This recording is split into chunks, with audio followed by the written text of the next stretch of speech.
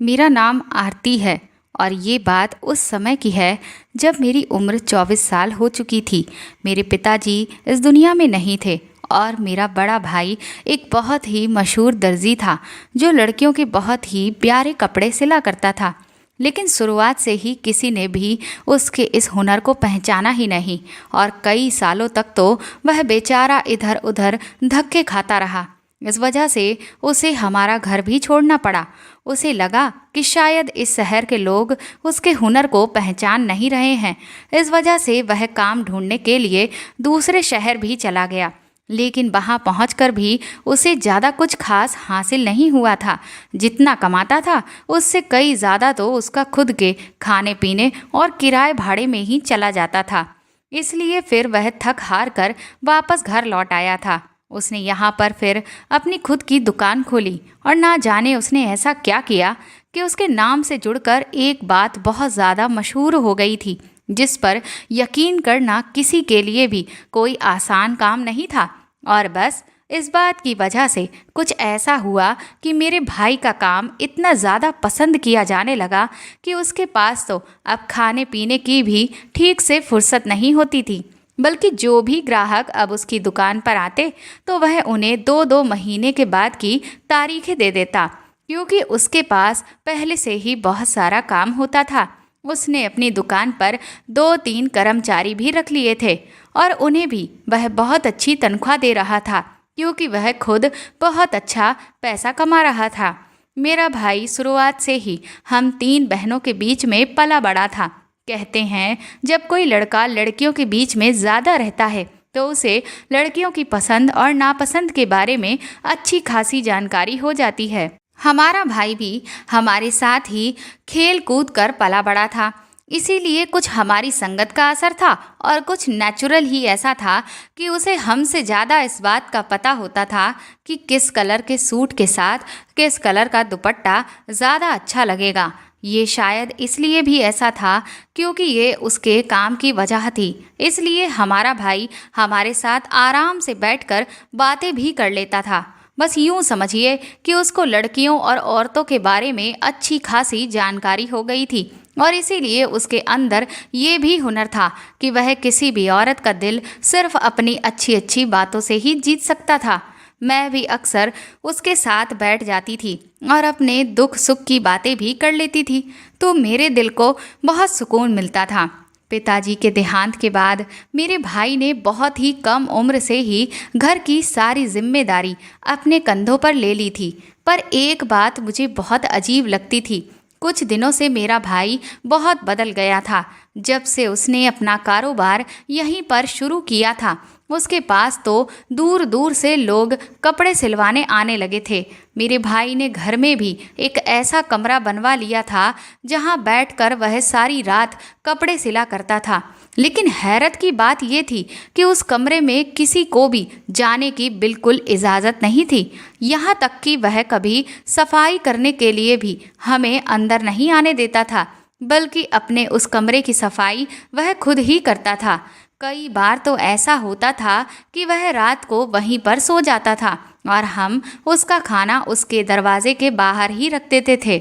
उसकी ऐसी हरकतों पर कभी कभी तो हमें बहुत गुस्सा आता था, लेकिन कभी रहम भी आता था, क्योंकि वह बेचारा यह सारी मेहनत आखिरकार कर तो हमारे लिए ही रहा था।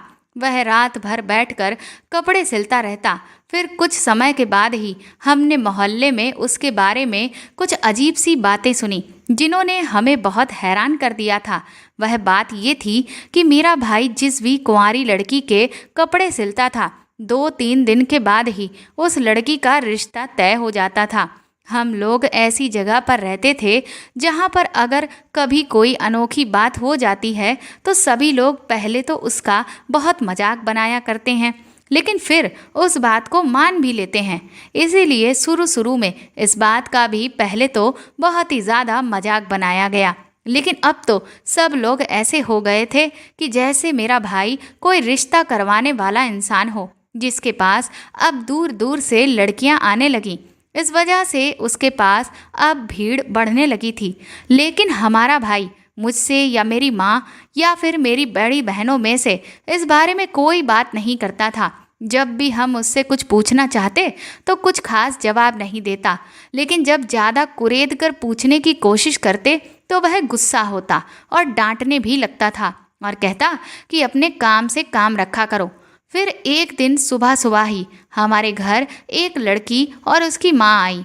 उनके हाथ में एक मिठाई का डिब्बा था और वह साथ में कुछ फल भी लेकर आई थी। वह कहने लगी, आपके बेटे ने तो कमाल ही कर दिया है। मेरी बेटी की उम्र 30 साल हो गई थी और उसके लिए कोई भी रिश्ता नहीं आता था, लेकिन जैसे ही आपके बेटे से मेरी बेटी ने 2-4 सूट सिलवा लिए तो देखो उसकी शादी तय हो गई। इसीलिए हम लोग आपको मिठाई देने आए हैं। मैंने उनके हाथ से मिठाई का डिब्बा लिया और साइड में खड़ी हो गई। सोचने लगी, चलो इसी बहाने खाने को मिठाई तो मिली। लेकिन ये सब सुनकर मेरी माँ तो परेशान हो गई थी, क्योंकि आए दिन अब हमारे घर लोग आते रहते थे और कोई हमें बधाई देने के लिए आता था तो कोई मेरे भाई के बारे में पूछने आता था। ये सब देखकर मेरी माँ को अब ये यकीन हो गया था कि मेरा भाई ज़रूर कोई गलत काम कर रहा था। लेकिन मुझे समझ में नहीं आता था कि भला इस काम में गलत काम की क्या गुंजाइश थी। वह तो सिर्फ कपड़े ही सिलता था और फिर सबसे बड़ा सवाल ये था कि किसी के कपड़े सिल देने से भला किसी की शादी कैसे हो सकती है। ये बात मेरी समझ से बिल्कुल बाहर थी। हम तो भाई से पूछ पूछ कर थक भी चुके थे, लेकिन वह तो कोई जवाब ही नहीं देता था। लेकिन फिर एक दिन मेरे दिमाग में एक प्लान आया, इसलिए मैंने अपनी दोस्त से कहा कि वह मेरे भाई से कपड़े सिलवाए। इस पर वह कहने लगी कि वह तो कब से मेरे भाई से कपड़े सिलवाना चाहती है, लेकिन मेरा भाई उसे टाइम ही नहीं दे रहा है। मैंने उससे कहा कि तुम फिक्र मत करो, मैं तुम्हारी थोड़ी सी भाई से सिफारिश लगा दूंगी। लेकिन बात यह है कि वहाँ पर क्या हुआ, कैसे हुआ, ये सब के बारे में मुझे तुम्हें सब कुछ डिटेल में बताना होगा। और आगे जो कुछ भी होगा, जैसे भाई तुमसे क्या बात करेगा और तुम्हारा फिर रिश्ता कैसे होगा, इस सब के बारे में तुम्हें मुझे पूरी जानकारी भी देनी होगी। मेरी सहेली भी मेरी ही उम्र की थी, उसकी भी शादी अभी तक नहीं हुई थी। फिर मैंने अपने भाई से कहा, भाई मेरी दोस्त आपसे अपने कपड़े सिलवाना चाहती है। इस पर वह कहने लगा, मेरे पास अभी वक्त नहीं है, क्योंकि अभी लिस्ट में बहुत से ऐसे लोग हैं जिनके मुझे कपड़े पहले सिल कर देने हैं। इसीलिए तुम उससे कहो कि वह 2 महीने के बाद आए। मैंने अपने भाई से कहा, भाई मैं आपकी सगी बहन हूँ और वह मेरी बहुत अच्छी दोस्त है और इसी लिहाज से वह आपकी भी तो बहन हुई। अगर आप मेरी ही बात नहीं मानेंगे तो फिर आपका मेरे भाई होने का क्या फ़ायदा। मेरी बात सुनकर मेरा भाई कहने लगा, तुम बहुत बोलती हो और तुम्हारी ज़ुबान भी बहुत लंबी हो गई है। फिर मैंने उसे मनाते हुए कहा, प्लीज़ भाई मेरी बात मान जाइए ना, उसे बहुत जल्दी है, क्योंकि उसे एक शादी में जाना है और कोई भी उसके कपड़े सिलने को तैयार नहीं है, जिस वजह से उसके घर वाले भी परेशान हैं। आप प्लीज़ कुछ करिए ना। मेरी बात सुनकर भाई ने कहा, ठीक है, उसे 1 हफ्ते के बाद भेज देना। उसके बाद मेरी सहेली मेरे भाई की दुकान पर गई और उसने वहां जाकर अपने कपड़ों का नाप दे दिया। मैं सोच रही थी कि जितनी जल्दी भाई नाप लेकर कपड़े सिल देंगे उतनी जल्दी मुझे इस राज के बारे में पता चल जाएगा। लेकिन जितना मैं इस सब के बारे में जानने के लिए बेचैन थी, उतना ही इसमें बहुत ज़्यादा समय लग रहा था, क्योंकि जिस दिन मेरी सहेली नाप देने के लिए गई उस दिन वह एक चीज़ भूल गई थी, जिस वजह से उसका फिर से एक चक्कर लगा। वह अपने कपड़ों पर खुला हुआ कॉलर बनवा रही थी, जिस पर उसे लैस भी लगवानी थी, और वह लैस उसने पहले से ही खरीद रखी थी, जिससे वह घर भूल आई थी, जिस वजह से 1-2 दिन की देरी हो गई। लेकिन फिर 2 दिन के बाद ही मेरे भाई ने सबसे पहले उसके ही कपड़े सिलकर तैयार कर दिए और उसे दे दिए। इस सब में मेरी सहेली को 2-3 चक्कर तो लगाने पड़े थे, क्योंकि वह हर सूट में अलग अलग तरह की डिज़ाइंस बनवा रही थी। जब उसे कपड़े मिल गए तो मैंने अपनी दोस्त से कहा कि अब तुम ये कपड़े पहनो, क्योंकि मैंने सुना है जैसे ही ये कपड़े पहने जाते हैं उस लड़की का तुरंत ही रिश्ता आ जाता है। वह कहने लगी, मुझे तो यार बहुत डर लग रहा है, पता नहीं अब क्या होगा। मैंने कहा, इसमें डरने की क्या बात है, मुझे वैसे भी ये लगता है कि ये सब कुछ झूठ है।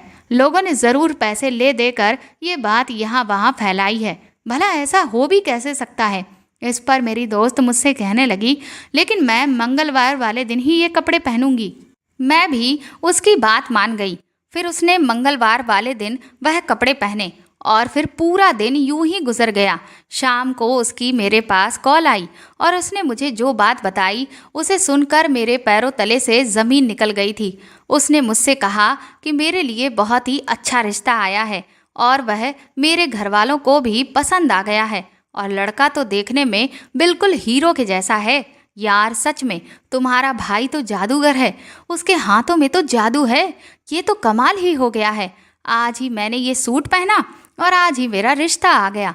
वह ये सारी बातें खुशी खुशी एक ही सांस में बोलती चली जा रही थी, क्योंकि उसके घर वाले बहुत समय से उसके लिए एक अच्छे लड़के की तलाश कर रहे थे, लेकिन उन्हें ना तो अच्छा रिश्ता मिल रहा था और ना ही अच्छा लड़का। और यहाँ पर तो उन्हें दोनों ही मिल गए, वह भी घर बैठे बिठाए। मुझे तो ये सब सुनकर कुछ भी समझ में नहीं आ रहा था कि भला ये कैसे हो सकता है। फिर मैंने ये पूरी बात अपनी मम्मी को बताई। मेरी माँ तो अपना सर पकड़कर बैठ गई। उन्हें तो पहले से ही ये लग रहा था कि मेरा भाई ज़रूर कोई जादू कर रहा है। और जब उन्होंने ये बात सुनी कि मेरी सहेली भाई को जादूगर कह रही थी, तो अब तो उन्हें और भी ज़्यादा फिक्र होने लगी थी। वह कहने लगी कि अपने काम को चलाने के चक्कर में ये लड़का ना जाने किन गलत कामों में पड़ गया है। अगर ये जादू टोना टोटके में पड़ा है तो अब तो ये घर बर्बाद ही हो जाएगा। कहीं ऐसा ना हो कि इस सब की वजह से इस घर में कोई सैलाब आ जाए। वह अपनी ही बातें कहती चली जा रही थी, लेकिन मैं अच्छे से जानती थी कि जादू जैसा कुछ भी नहीं होता है। ये कोई जादू नहीं था। पर मेरे सवाल का जवाब तो अभी तक मुझे नहीं मिला था कि अगर ये जादू नहीं है तो फिर ये हुआ कैसे।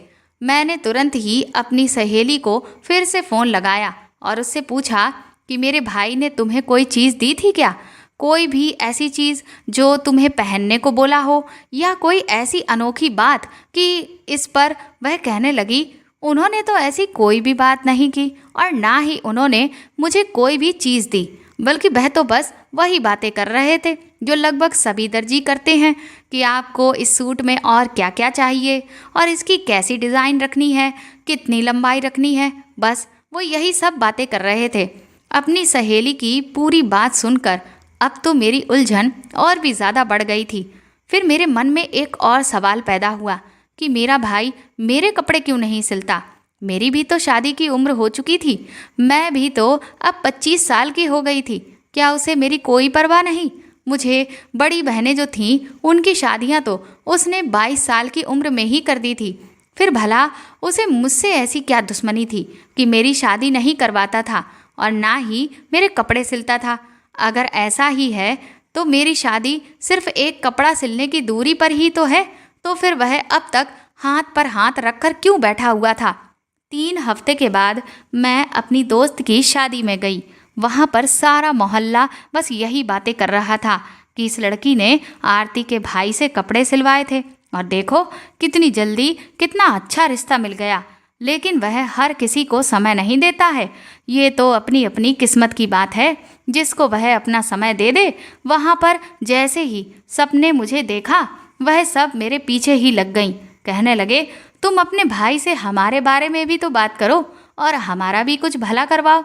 मैं उन लोगों को भला क्या जवाब देती कि मेरा भाई जब खुद मुझे नहीं टाइम देता है तो फिर तुम लोगों को क्या टाइम देगा। मैं तो उस वक्त वैसे ही गुस्से से भरी पड़ी थी और इसीलिए जब वह लोग बहुत ज़्यादा मुझसे जिद करके ही रह गए तो मैंने चिल्लाते हुए सबसे ये बात कह दी, जिसे सुनकर वह लोग हैरान रह गए कि जब मोहल्ले की लड़कियों की वह शादी करवाता घूमता है तो अपनी बहन की शादी क्यों नहीं करवाता। इसके बाद मैंने वहीं पर रोना भी शुरू कर दिया। ना जाने मुझे उस वक्त क्या हो गया था कि मुझे खुद पर बिल्कुल काबू ही नहीं हो रहा था। लेकिन अब मुझे बहुत गुस्सा आ गया था। मैंने भी सोच लिया था कि अब मैं इस बात की तह तक जाऊंगी। इसीलिए मैंने फिर फैसला लिया कि मैं अब अपने भाई के पास जाऊंगी और उससे अपने कपड़े सिलवाऊंगी। लेकिन फिर मुझे पहले का एक वाकया याद आया। जब मैं अपने भाई के पास अपने कपड़े सिलवाने के लिए गई थी और उसने जैसे ही मेरी शक्ल देखी उसने मुझे वहाँ से भगा दिया और मुझे फिर मजबूरन अपने कपड़े किसी दूसरे दर्जी से सिलवाने पड़े थे।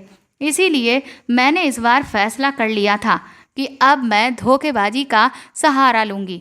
मुझे कैसे भी करके अपनी शक्ल को छुपाकर ही जाना होगा। इसीलिए मैंने यही किया। मैंने अपना पूरा हुलिया अच्छे से बदल लिया था और अपने चेहरे को ठीक से एक लंबे स्कार्फ से ढक लिया और अपने बोलने के अंदाज को भी मैंने कुछ दिन प्रैक्टिस करके बदल लिया था ताकि मेरा भाई मेरी आवाज़ को भी ना पहचान पाए। लेकिन फिर भी मैं कोई रिस्क नहीं ले सकती थी।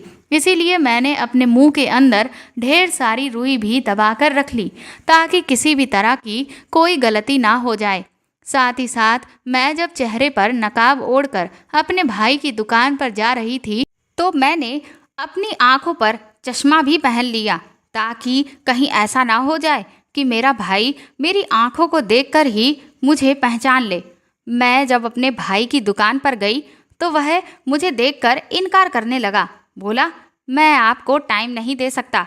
मैंने उससे बहुत मिन्नतें करना शुरू कर दिया कि देखिए, मैं बड़ी परेशान हूँ, मेरी उम्र भी निकलती जा रही है, प्लीज़ मेरी भी शादी करवा दो। इस बात पर मेरा भाई मुझसे कहने लगा, देखिए, मैं कोई शादी वादी नहीं करवाता हूँ, मैं तो यहाँ बस सिर्फ कपड़े ही सिलता हूँ, बाकी तो आपकी खुद की किस्मत है।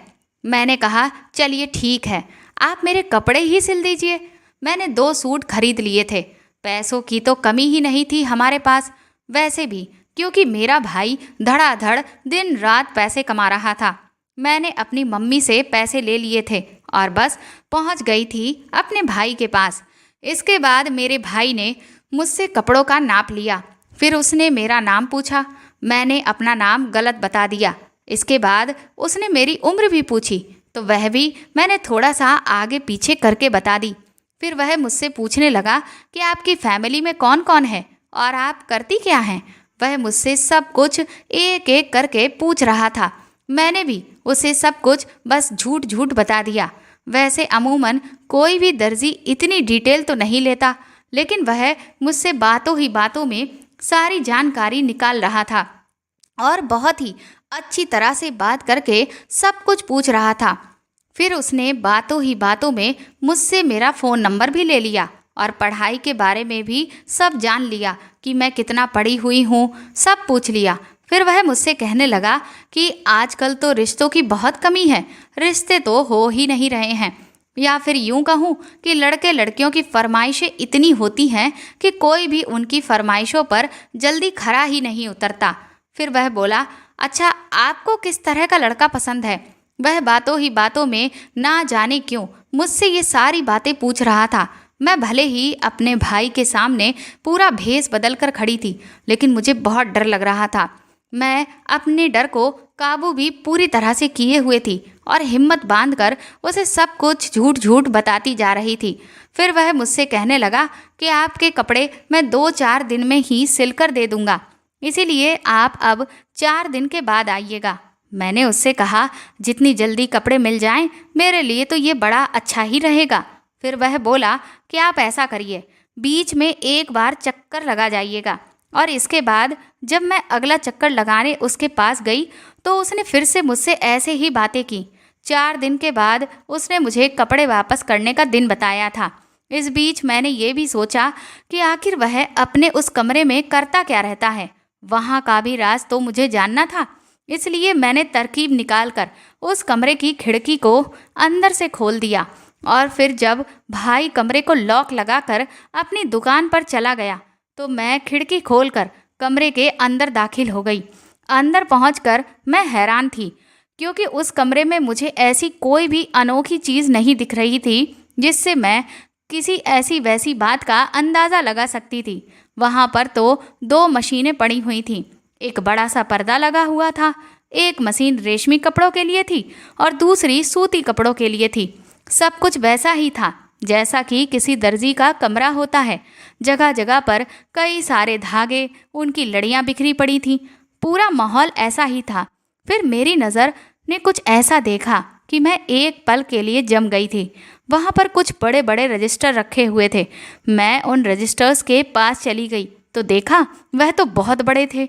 मैं सोचने लगी कि आखिर इतना भी भाई को क्या हिसाब किताब रखना पड़ रहा है कि उसे इतने बड़े रजिस्टर्स की ज़रूरत पड़ रही है। वह देखने में बहुत ही पुराने लग रहे थे। मैंने सोचा एक बार मैं खोल कर देखती हूँ, लेकिन इससे पहले कि मैं उनको खोलती तभी मुझे दरवाजे के पास से कोई हलचल की आवाज़ सुनाई दी। मैं डर के मारे वापस खिड़की से बाहर भाग गई। मेरा दिल तो डर की वजह से पूरी तरह से बैठ गया था, लेकिन भगवान का शुक्र था कि मेरे भाई ने मुझे नहीं देखा था। उस वक्त मेरा भाई कमरे में कोई चीज़ भूल गया था और वह उसे लेने के लिए ही वापस उस कमरे में आया था। डर से मेरी हालत खराब थी। मैंने तुरंत ही ये सोच लिया कि अब मैं दोबारा ऐसी हरकत नहीं करूँगी, क्योंकि अगर उसे गलती से भी इस बात का पता चल जाता तो वह तो मेरी जान ही निकाल देता। पहले ही मैं उसे एक धोखा दे रही थी और अब दूसरा नहीं दे सकती थी। अगर उसे मेरी इन सारी हरकतों के बारे में पता चला तो वह ना जाने क्या करेगा। मेरी माँ बेचारी तो वैसे भी बहुत मासूम है, वह तो किसी बात को समझती ही नहीं है, इसीलिए मुझे ही ये सब इस तरह से पता लगाना पड़ रहा था। अब मुझे उस दिन का इंतज़ार था जब मुझे मेरे कपड़े सिलकर वापस मिलने वाले थे। मुझे इस बात की बहुत जल्दबाजी हो रही थी कि जल्द से जल्द मैं अपने कपड़े पहन लूँ। मैंने इस बारे में किसी को कुछ भी नहीं बताया था, यहाँ तक कि अपनी किसी सहेली को भी नहीं। वैसे भी मेरी जो सबसे अच्छी सहेली थी वह तो शादी करके अपने ससुराल में व्यस्त हो गई थी। फिर जब मैं अपने भाई से कपड़े वापस लेने के लिए गई तो उसने फिर से मेरा नाम पूछा और मुझे अंदर ही अंदर लगने लगा कि कहीं इसे मुझ पर शक तो नहीं हो गया है। मैंने डरते डरते अपना वही नाम उसे दोहरा कर बता दिया जो उस दिन बताया था। उसने मुझसे कहा, जी आपके कपड़े सिल गए हैं। फिर मैंने वह कपड़े लिए और वहाँ से ऐसे भागी जैसे कोई चोर भागता हो। मैंने एक बार भी पीछे मुड़कर नहीं देखा। घर आकर मैंने कपड़े देखे तो कपड़े तो बहुत अच्छे से सिले थे। मैंने सोचा मैं कपड़े पहन लूँगी क्योंकि मुझे बहुत जल्दबाजी हो रही थी। लेकिन फिर मुझे अपनी सहेली की वह मंगलवार वाली बात याद आई। मुझे लगा कि हो सकता है उस बात का भी कुछ असर हो, इसीलिए मैंने भी सोच लिया कि अब मैं भी मंगलवार को ही कपड़े पहनूंगी। 2 दिन के बाद ही मंगलवार था। 2 दिन के बाद मैं घर में बहुत ही नॉर्मल तरीके से अपना रूटीन रखे हुए थी ताकि मेरे भाई को मुझ पर बिल्कुल भी शक ना हो। वैसे भी मैं वह सिले हुए कपड़े पहनकर अपने भाई के सामने तो नहीं आ सकती थी, इसीलिए मुझे बस इस बात का इंतज़ार था कि कब मेरा भाई दुकान पर चला जाए और फिर मैं वह कपड़े पहन लूँ। फिर रात से पहले तो वह वैसे भी लौट कर नहीं आने वाला था। अब मंगलवार वाले दिन मैंने वह कपड़े पहन लिए। धीरे धीरे सुबह से शाम हो गई, लेकिन कुछ भी नहीं हुआ। हमारे घर कोई भी नहीं आया। फिर मैंने सोचा कि मेरी सहेली ने मुझे ये खबर रात में दी थी, हो सकता है रात तक कोई आता ही होगा। मैंने उस दिन माँ से कहा कि आप आज घर को साफ रखने में मेरी मदद करें। जाने क्यों, लेकिन मुझे इस बात पर यकीन सा हो रहा था कि अब मेरा रिश्ता तय हो जाएगा। मैंने सब कुछ बहुत अच्छे से तैयार करके रखा था, लेकिन पूरा दिन गुजर गया और हमारे घर कोई नहीं आया। फिर अगले दिन मुझे मेरी एक दोस्त की कॉल आई। उसने मुझसे कहा कि कल हमारे घर कई लोग आए हुए थे। वह बड़े अजीब से लोग थे। कह रहे थे कि रागिनी नाम की लड़की के लिए वह अपने बेटे का रिश्ता लेकर आए हैं। हमारे बेटे की उम्र 32 साल है, उसकी अभी तक शादी नहीं हुई है। वह लड़का भी उनके साथ था, जो देखने में काफ़ी अच्छा लग रहा था।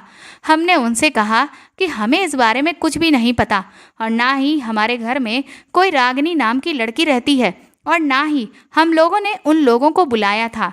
लेकिन उनका कहना यही था कि हमें तो यहीं पर आने को कहा गया है। वह लोग तो जिद पकड़कर ही बैठ गए थे कि बस आप उस रागिनी नाम की लड़की को बुला दीजिए, हमें लड़की देखनी है। लेकिन भला मैं उनको क्या बताती, क्योंकि हमारे यहाँ तो ऐसी लड़की कोई थी ही नहीं।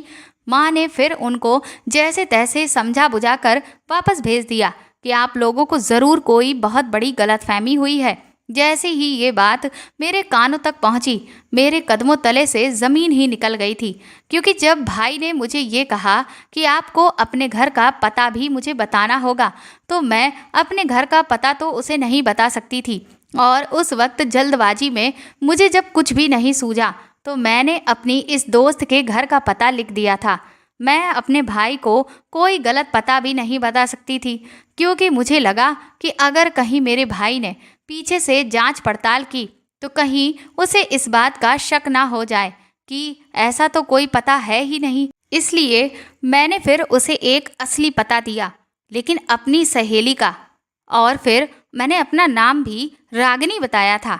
इसका मतलब ये था कि ये सब कुछ सच था, क्योंकि जो पता मैंने अपने भाई को बताया उस पर और उस नाम की लड़की के लिए वाकई रिश्ता गया था।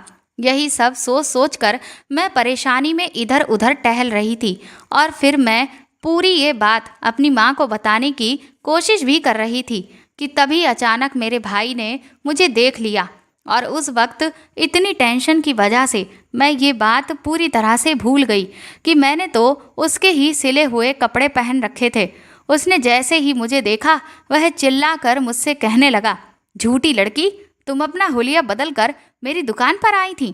तुम मेरी जासूसी करना चाह रही थी। तुमने मुझसे झूठ बोला। वह माँ से मेरी शिकायत करते हुए कहने लगा, माँ, तुम्हारी बेटी कितनी बड़ी ड्रामेबाज है। मेरे भाई ने मुझे डांटना शुरू कर दिया था। गलती मेरी थी, इसलिए मैंने भी सिर झुका लिया। कहाँ तो मैं उसका ही राज बताने वाली थी, लेकिन उसने तो उल्टा मेरा ही राज खोल दिया था। इसके बाद जब मेरे भाई ने पूरी बात माँ को बताई तो माँ कहने लगी, तुम्हारा भाई भी धोखेबाज है और तुम भी धोखेबाज हो। पता नहीं मेरी इन दोनों औलादों को क्या हो गया है। तुम लोगों के पिता तो ऐसे बिल्कुल भी नहीं थे, और मैं भी कभी ऐसी नहीं थी। तुम लोग ऐसे ना जाने कैसे हो गए हो। और तेरा भाई तो पहले से ही किस तरह की वजह से आखिर पूरे मोहल्ले में मशहूर है। मैं तो पहले से ही इसको लेकर इतना परेशान थी, और अब तुम भी ऐसी ही हरकतों पर उतर आई हो। मैंने मम्मी के सामने सारी बात फिर खोल कर रख दी। मेरी बात सुनकर मेरे भाई ने अपना सर पकड़ लिया।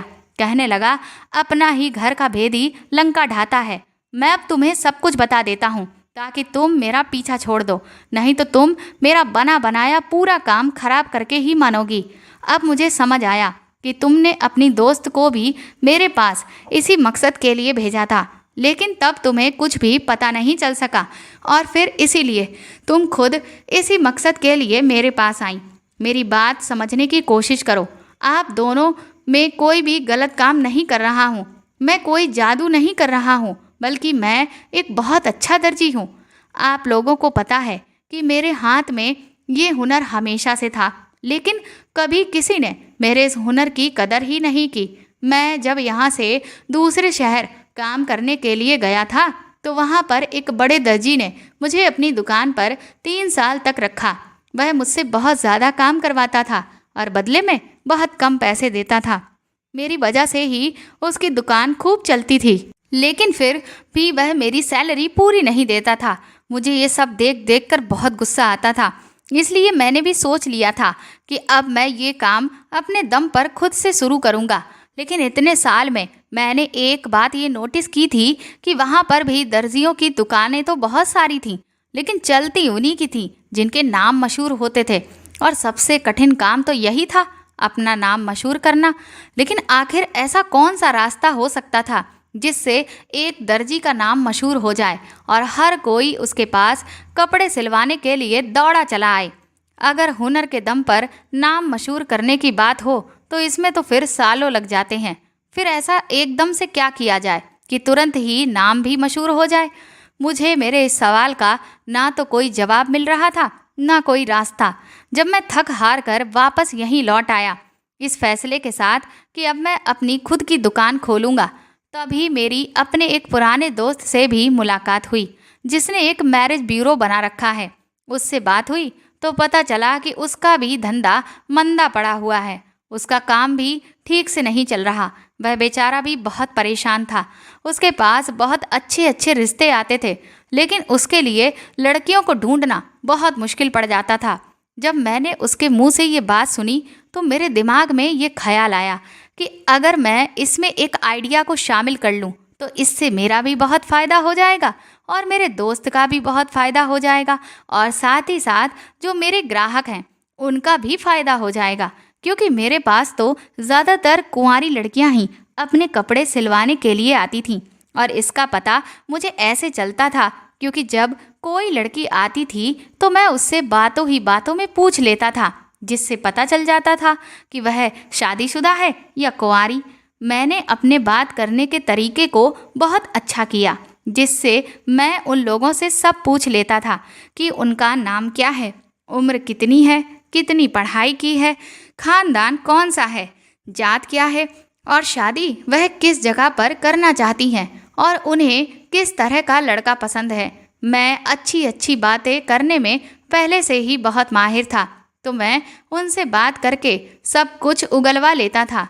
औरतें वैसे भी मासूम होती हैं, लोग उन्हें बेवकूफ़ कहते हैं, जबकि ऐसा नहीं है।